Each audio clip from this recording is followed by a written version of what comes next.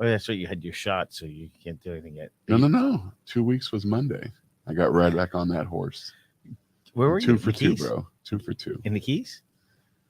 No, I was home from the Keys by one, yes, and then I was home. So You found somebody down there, huh? A maintenance guy? I told you it's not. I told you it's not easy. Oh, The Keys is not wide. I think we're on. Well, hello everybody for your little glimpse into our intimate space known as Behind the Scenes with Mark and Grant. Anyway, happy Wednesday. Blessed Yom Kippur to those of you who are atoning. What's atoning mean? Atoning is, I guess, being open and honest about your sins, owning them, atoning for them. And then when Yom Kippur ends, those sins are sealed and put away. I do and that. The new year begins. I do that every day. Well, it's always been believed that if you are a religious or pious person, that you should be in thoughtful prayer every day and certainly be asking for any forgiveness or transgressions. I mean, from the time that I was about 15 to last week, I was asking for the same every day transgression that I was we were making against myself. So we're talking about college football, Mac Brown, and I asked you, of all your female friends, who knows more sports than anybody? After Sarah Artacona, I would say that's unfair. Sarah's another world. Denise Minikowski. She played sports at the Coast Guard Academy. She was on the basketball team, and she loves sports. Is she a member of the chamber? Denise is. She's an individual member. That's how great a friend she is. What does she do for a living? She writes a check. She works for a company that supports the cruise industry. Because I see her at the gym. I walk. I walk she works on the treadmill. From home a couple days a week and works in the office a couple days a week. She's the one who makes She's fun an early of bird. She makes fun of my workout clothes. Well, she's concerned that you work out in a trash bag. I don't. That's just my clothes. And that's what I tell her, and she's worried about you. I'll talk to her. That you're just living in your car, and I said we get a new car every week, so I would love that too. It's like getting a new house. Okay, so UM plays this weekend. 4:00 game against UNC. I think we determined. Right, Mac Brown. And Mac Brown's had our number every year. Boy, he has been able, and it really is running the ball. Just stuff it down Miami's throat. But I saw that Mario's going to stick with Tyler. Let him work through it. Let him work through his slump. I don't like college programs that say we're young.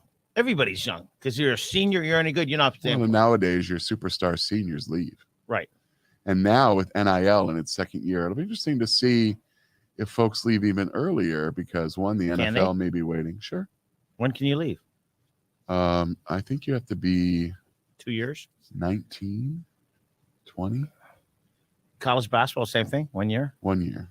Speak about that before we get to Corey Gable's Chamber of Commerce. LeBron James had a Sports Illustrated thing with his two sons. His dream Bronny's his guy. But that's his son. That's Junior. Mm-hmm. But they call him Bronny. That's his goal, is to play with his son. He wants to play at least 1 year with Bronny. So his magical plan is to sign an extension with the Lakers. And then when Bronny finishes 1 year of college, they're going to draft him. He'll be eligible and to get the Lakers to draft for him.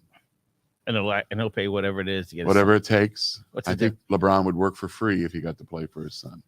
I don't know when that's ever happened in the history. Not in basketball. Baseball, maybe. Football, maybe. Yeah, no, maybe. Well, baseball, plenty of them.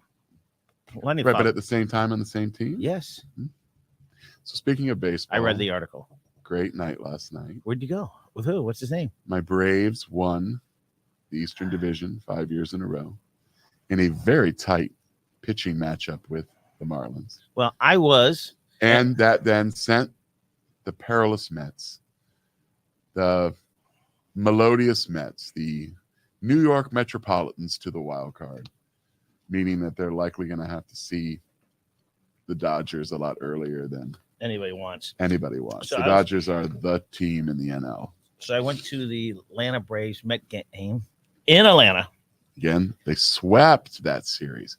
Remember, the Braves have basically been in second place the whole season. Have you seen? They flipped the script the last week. Have you been to their stadium, Atlanta Braves? Not the new one. I've been to Old Fulton County and then the new one they built, and I haven't been to the new one. The new one It's a town built right around the stadium. It's beautiful.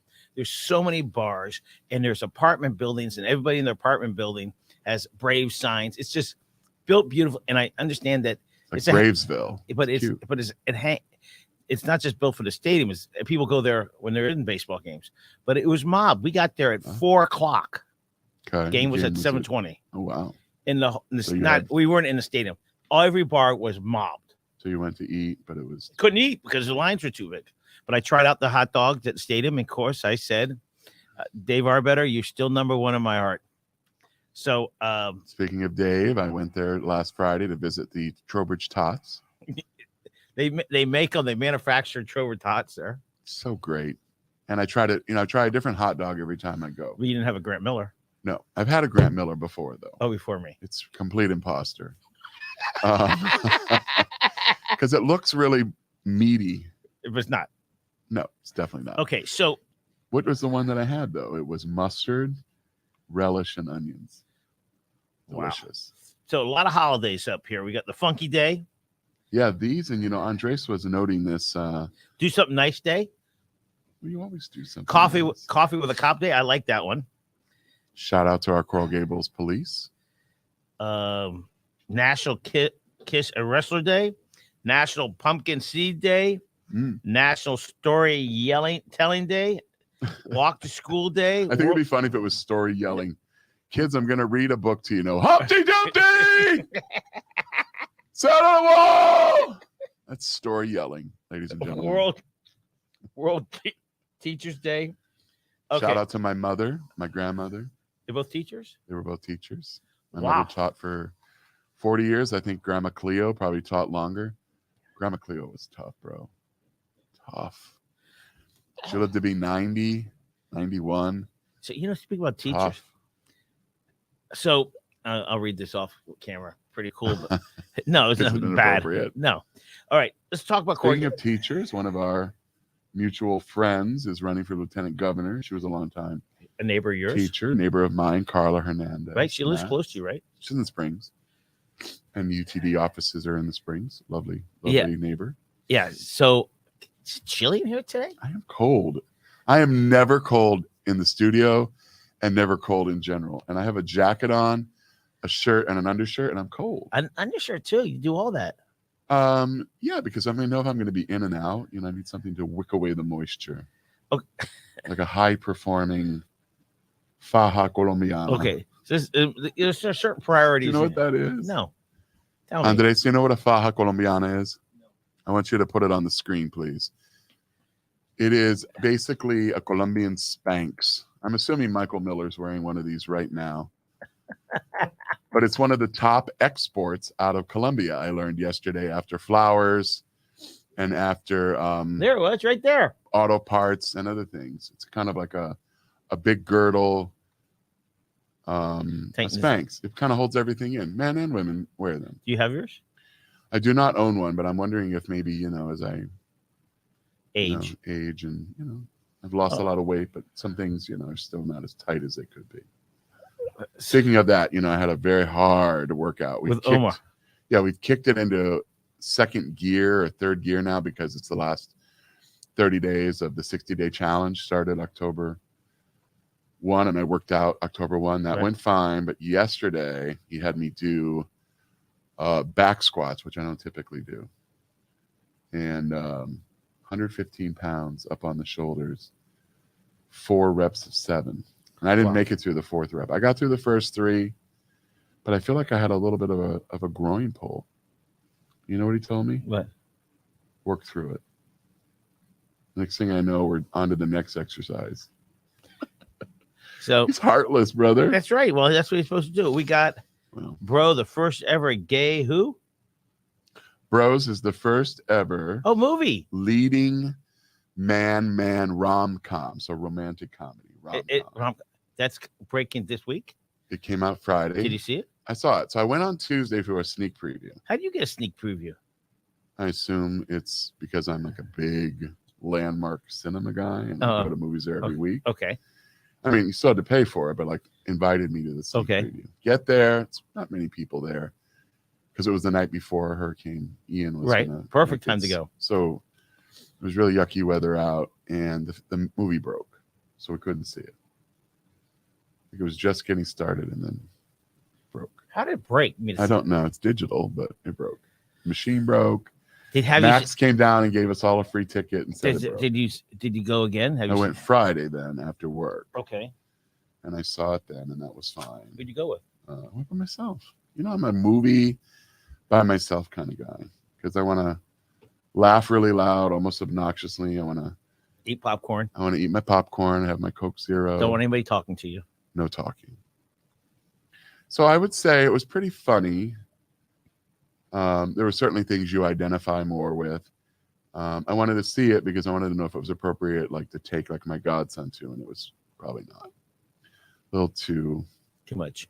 Yeah, a little too much. All right, moving on. Gators. Did you go see it? No.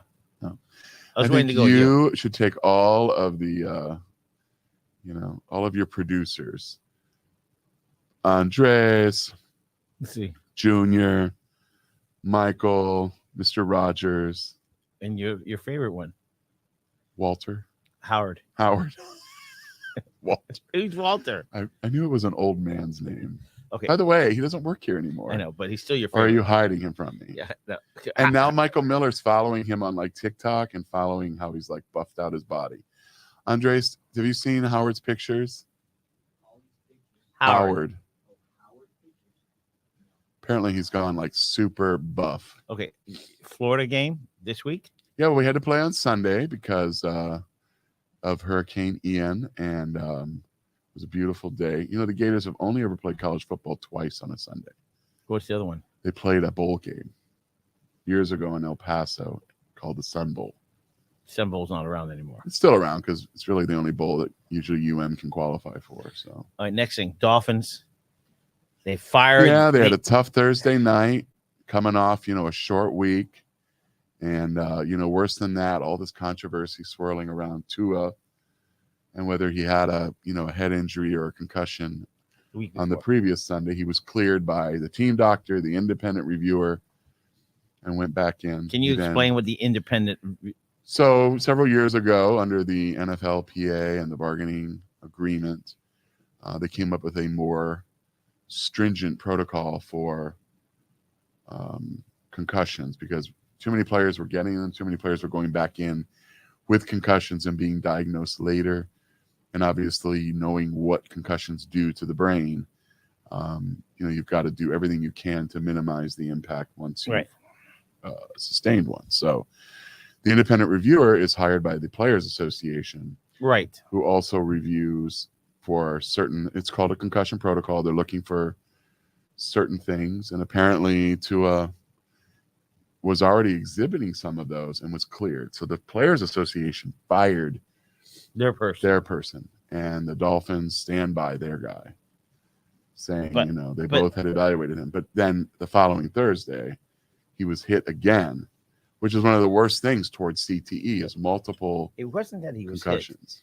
Hit. The tackler grabbed him, threw him down, 300 pounds, grabbed him and pulls him down in his back of his head. It was a whiplash. Yeah, and it was wicked. Which happens in automobile accidents. Right. You might as well be in a car that's going 40 miles an hour. Right. Everybody thinks that helmet's a lot of protection. It's not that much. No. So apparently a similar issue happened with another team, Tampa Bay, on Sunday. And so there's going to be another full assessment and review of the concussion protocols. And do they need a third reviewer? I mean, I don't know. I mean, you know what you know, but we're still learning about head injuries. Correct. They don't show themselves the same way a leg injury or a knee or a that's correct. Hip flexor. These football players who played for 10 years and 40 years later, you see it. The effects are speak about Tampa. Terrible. Brady. Who cares about it if you're getting divorced or not getting divorced? Who cares? Well, the Today Show cares because it was a lead story this morning at 7 a.m. Listen, he's a public figure. She's also a public figure. There aren't a lot of marriages that are two superstars. There's usually one. It's like the John Legend, Christy Teigen. That's if you and I got married. Russell Wilson and Grant Ciara. and Mark. Yes. Mark and Grant. We would be of a similar ilk. Like Sonny and Cher. Well, you're definitely the share. I just want to, say that it's unfortunate when you have to live every part of your life in public, because maybe for them, they're used to that, but they have 3 children. You never get used to it. They have 3 children. Her quotes in a recent article were, both supportive and yet lukewarm. Like, he has to have, this, and this. We talked about it again and again, which is kind of what his spouse sometimes says, but we talked about it again and again. Pero, he's still allowed to have his joy. So what does that mean? And that's what happens in marriages, Communication is everything, but it can also be confusing. Right. So when I see a superstar or a movie star or something in public with their family, I even walk away because I feel bad. Because so many people are just swarming them. I think people struggle with boundaries. I think people get excited to meet famous people. I mean, I can tell you a couple of years ago, I was up in Provincetown for a week, and we were sitting at this, Who's we? My bunch of buddies that went up. There were always like 4 or 5 of us. Okay. And we're sitting there and we're having, an early dinner, because that's what you do before you go out in Provincetown. Oh, okay. So we're at this place called the Lobster Pot. Aha, so you're sitting, and it's July, but it's 75 degrees out. It's stunningly beautiful out there on the Cape. So the windows are open, and I look out the window and I'm like, it was John Waters, the very famous movie actor, director who did Hairspray. And did you run out? No, worse than that. So my friend Ross, who lives in P-Town, yells out, "John!" So he's riding a bike. So he comes over to the window. So now he's like this far from me, and I'm like, I'm not really like that. Like, I'm so calm and collected. And I go, I wait for my moment, and he looks at me and he goes, "Are you going to be all right, son?" How old were you? 45, 48, but he's in his 60s. Doesn't matter. Are you going to be all right? Are you going to be all right, son? My mouth is like a gate. My eyes are open. I go, "Mr. Waters, I am Mr. Waters, how much older was he? A huge fan." And he goes, "Well, thank you very much." And then he finished talking to my friend Ross. And so Ross is like, and Ross I've known for a number of years, and he's an actor as well. And he looks at me and he goes, "Can you not hold it together?" I go, "Is this because I don't fawn over you the same way?" And he goes, "Yeah. How about a little bit of love?" Interesting. And I'm like, "I'm all out of love." Okay, what do we got this Friday? We have an event. So lost without the book club. So our book club launches season 3 for Citizens Bank, and Sarah Hernandez are our partners and sponsors. By the way, perfect timing, a brand new book called 17 and 0, celebrating the 50th anniversary of The Perfect Season, by an author named Marshall John Fisher. Not John Underwood? No, Marshall John Fisher, and he is going to speak about his book. And I hope folks will come. It's no cost to join us at noon via Zoom. And the book is awesome because it also talks about what's going on in Miami in 1972. 1972. A lot of civil rights unrest. I was in 9th grade. Okay. Do you remember much? Yeah. Where were you in school at? I was at Palmetto Junior High. It doesn't even exist anymore. It's Palmetto Middle now. Yes. And we had to close down because of issues at the high school. There was some issue. Integration. Mm-hmm. And I didn't know what the difference was because through the middle school. You grew up there. You grew up in the neighborhood. Right. And you play sports, you don't know the difference. And they're having protests and they're coming over. I remember during football season, I got to go to practice. So it is what it is. So 1972. So I think, he is laying maybe for the first time, what The Perfect Season did to galvanize people in a time of great unrest, because this country was going through, sexual revolution, women's reproductive rights that we're talking about 50 years later, because Roe v. Wade was going to be argued the next year. Who's the president in 72? 72 was Nixon. Watergate had already reared its ugly head because, the break-in happened that summer. Right. Perfect Season, remember, the season was shorter. Why? And the playoffs were shorter. Just the way it was in 72. Right. But 17 games now is a regular season. Okay. By the way, there's still one team perfect this year. Who? The Eagles are 4-0. Alabama quarterback. No, I'm talking about pro ball. Yeah. Yeah, Alabama has Jalen Hurts. He played one. He only really started one season, right? Maybe. All right, let's talk about the hurricane. Not Miami hurricane. Hurricane Ian. Yep. Do you know anybody who got damaged? No, a lot of people. A lot of people. I know people that their house. Forget how connected we are to the West. It's an hour and a half away. One person I know, their top floor, nothing. Bottom floor was destroyed. Storm surge. Right. That happened at the Nero's house. Yep, same situation. Who's Nero? Frank Nero and his wife live on Sanibel. Yeah, you couldn't get on. So they haven't been able to. What's been happening, it's very interesting, is that there have been basically property and land assessors going property by property, taking pictures, and as they have them, they upload it to a site, and then you keep checking back. And I think 2 days ago, Frank and Jerry were able to finally see their property, and it was devastated. Yeah, I mean, you're talking now about not weeks or months. You're talking about years of rebuild. that is correct. Like what happened in South Dade after Andrew. But we're Miami, Walk. South Dade is stronger because we went through it. Our houses are built better. The Yes. code, everything's stronger. And plus, that hurricane went 2 miles an hour. Hurricane Andrew went 27 miles an hour. Correct? Moved very quickly, did not, because of that, have the same level of storm surge. So one of the things that, we sent everybody home early a little bit on Tuesday because the weather was really bad on Tuesday. Mhm. We closed on Wednesday because the schools were going to close, the city was going to close, so we closed. It was a really nice day, actually, just breezy. Right. But, I was glued to the Weather Channel for 12 hours.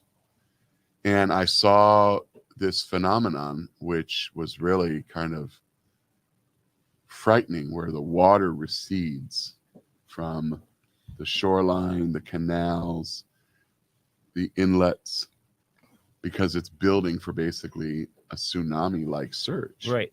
But it pulls all that water out. So that even before the storm had made its really, landfall, right. you saw these boats sitting on the riverbeds and the mud because the water was gone. It sucked. It pulls it out and then comes back in. I don't know. It was frightening. You see King's Tide at Miami Beach? People on the beach and it threw them over the rocks. They knew that was going to happen. We have those issues even in light rainstorms. We've got some real sea level rise and, pump station issues, and the king tides are more aggressive. Look how We lean. talk to your friend Kristen Gonzalez about that. About what? About how the beach is coping.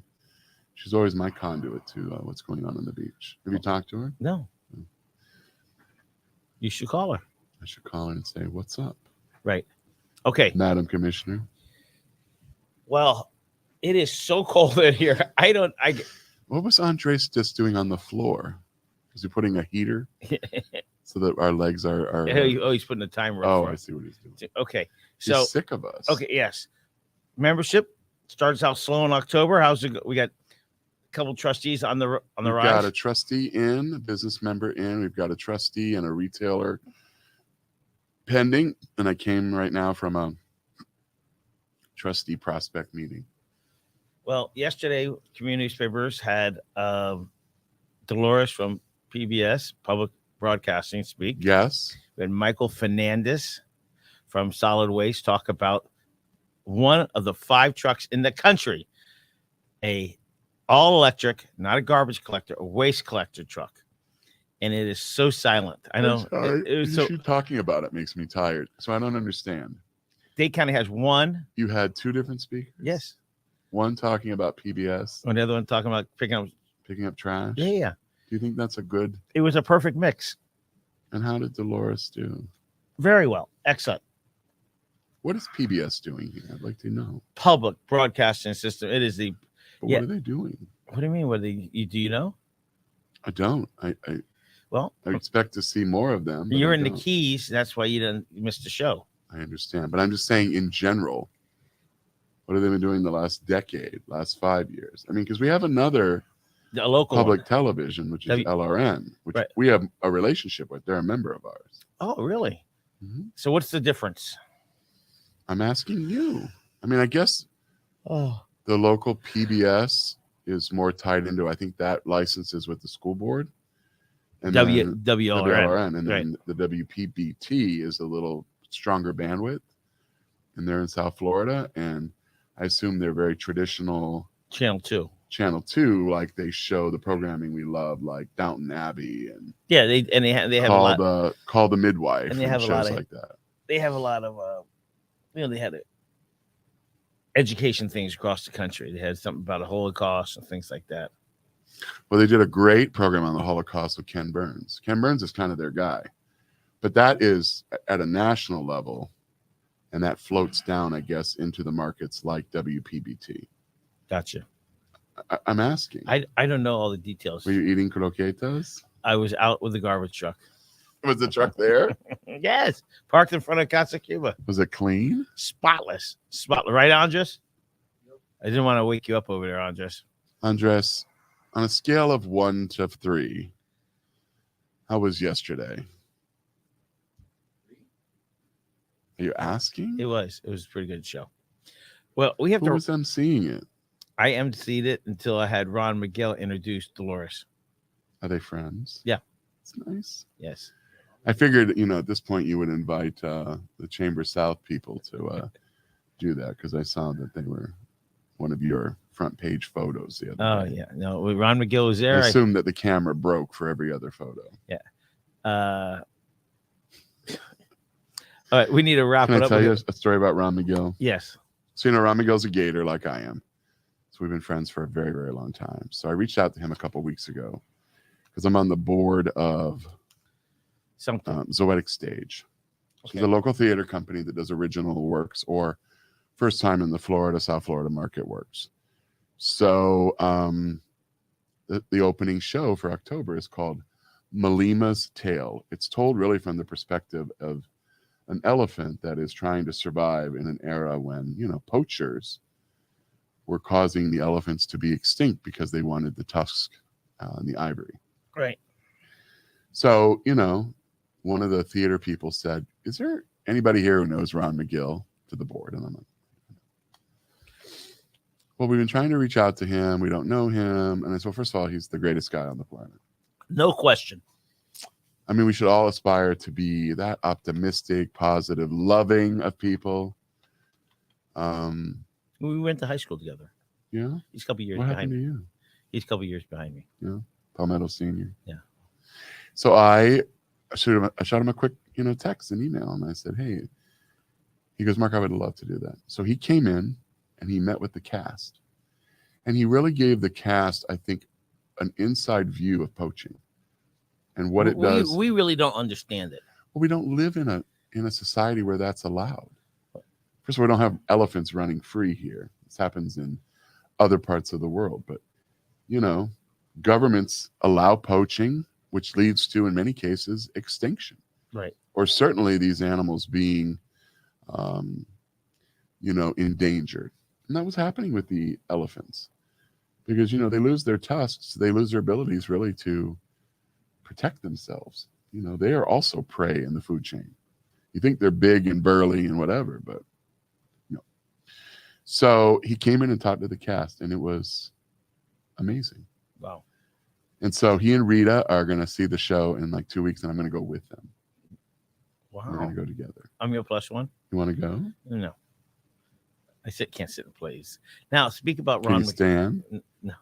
Speak about Ron McGill. Is it your ADD? Yes. When I introduced him, because he was going to introduce Dolores, I said, Ron McGill's basketball team, high school basketball team, had Al Dotson, one of the top attorneys in the country.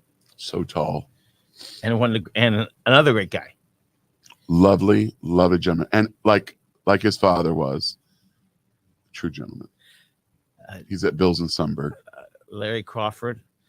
You don't know who he is. He was inducted into the Canadian Hall of Fame football, whose son is the number one shortstop in pro baseball.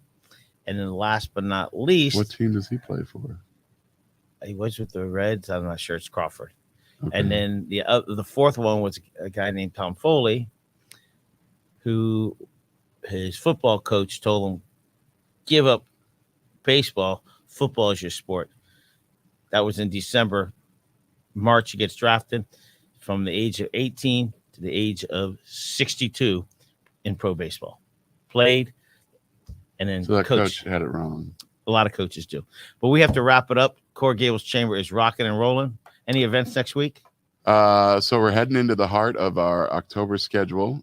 It's a little quiet today because it is Yom Kippur, and so we send out our blessings to our brothers and sisters. We have the book club on Friday at noon. Come and hear about the Dolphins' perfect season, 17-0. It's at noon. It's on Zoom. Take a little break at your desk or as you're driving somewhere. We'd love to have you. There's no cost to attend. You can shoot me an email. Be happy to register you. And then we head into our birthday week. The chamber turns on Monday, 97 years old. So we've got a number of committee meetings. We've got 3 or 4 events. And we're really looking forward to that. Okay. And then, off and running into unbelievably thinking about Thanksgiving, Christmas, and New Year's. All good. All right. We didn't mention that, I picked up Winston's ashes yesterday. I figure we're going to save a whole show next week. We should do a whole tribute show. Yes. Can we bring pictures in? Of him? Yeah. Oh, yeah. Next week, we're going to talk about Winston, his best friend for 14 years. 13. 13 years. He was about a year old when I got him, so. But, Okay. yes. So we drove all the way to Opelika to Peaceful Paws to pick up his cremains. All right.